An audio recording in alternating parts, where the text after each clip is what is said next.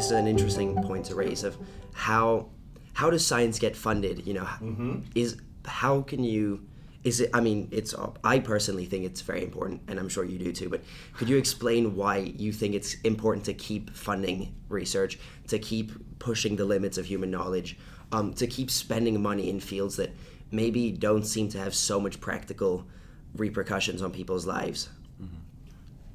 I think that they spur our imagination, and so they keep us engaged with the learning process and motivating us to want to be better people and want to know more about how things work. And I think it's important for us to keep that spark going. And I think that sciences in general, not just astronomy and space science, but any field where we're doing research is into whatever that topic may be. If we're learning something new, I think that's an important aspect of humanity in general, just for us to feel like we're it's kind of it's a very innate quality to be curious and ask questions. Yeah, but it's satisfying that curiosity need in a positive and fruitful way. So.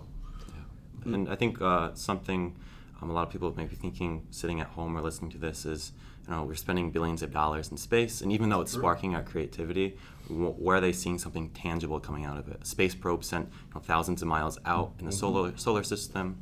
Are they reaping the benefits from that in some way in our culture or society? It's often hard to see that, and so yes, I agree that there is the trade-off of what are we spending our money on, and I think that puts a big burden on me. I feel like I'm very privileged to be in the job that I have, and I'm very thankful for it and grateful for the United States, for the world, to want to fund scientific research in general. So I try not to abuse that power and want to spend it wisely and correctly so that we maximize the return from that. Why should we keep spending for it, and what is the benefit, eventual benefit? Well, there have been direct benefits. So just the expansion of what we can do as a society based on space travel. So we and it affects our lives right now. So we have Sirius XM, we have DishNet TV, we have anybody that consumes weather information in the United States gets that information from the GOES satellites. So the National Oceanic and Atmospheric Administration has put up several satellite systems, and one of them is GOES, which is the Geosynchronous Orbiting Environmental Satellites. Those are the ones that take the picture of the cloud cover over the United States. All the other companies that then give you weather reports get it from NOAA, because they're the only ones with those satellites up there giving those pictures. And so we need to have that space view in order to really understand the weather system. So it directly impacts our lives every day. I think that's a very interesting point, and especially the one with the culture of researching, of sparking curiosity, of keeping the dream alive. And as I look back in how society and humans have evolved over the last couple thousand years, there was a whole point from probably the year 500 to the year 1500 where, at least in Western Europe, we didn't really develop science that much. And then all of a sudden, at the time that Newton is around, Leibniz and Huygens and all of his contemporaries, the culture sort of shifted to this more, let's follow the scientific method, let's follow more rigorous thought,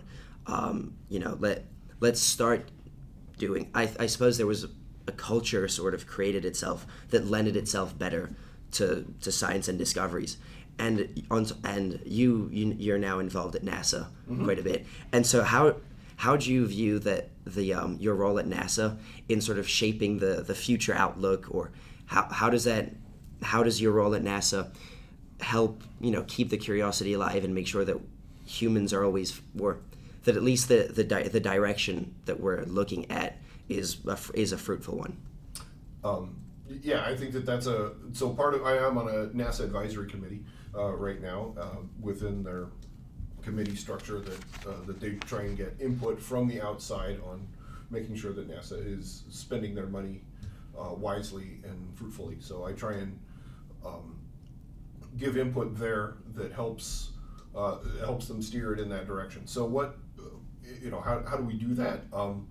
We think about what could be not just, so there's a big trade-off here.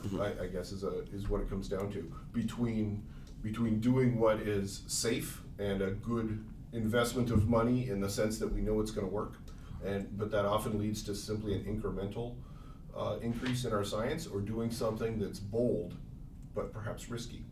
And so you want NASA to have a nice balance between doing things that we know we can do and keep advancing the forefront of knowledge, as well as do something large and go for a big advancement where it may not actually work. So so you want them to do both. And I guess you can see that now with the government wanting to go to the moon again, where we have this large idea, this large project. Yes, right. Then beneath that, we also have these smaller projects sending out small probes, or developing smaller telescopes around the Earth. Yeah, so having that balance between the robotic missions and the human spaceflight missions into deep space. And I think that NASA tries to do a really good job of balancing those two, and I feel fortunate that I get to be part of that conversation and part of the advice to them on that. And then that's like an interesting thing you just raised is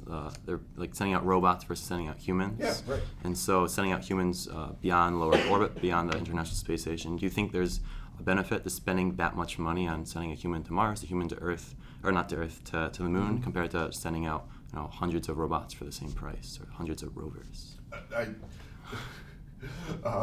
That's a tricky question to answer.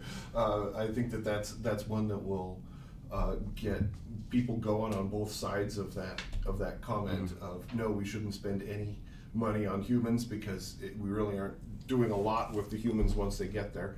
But I think it's worth it to spend money on human spaceflight because I think it captures the imagination.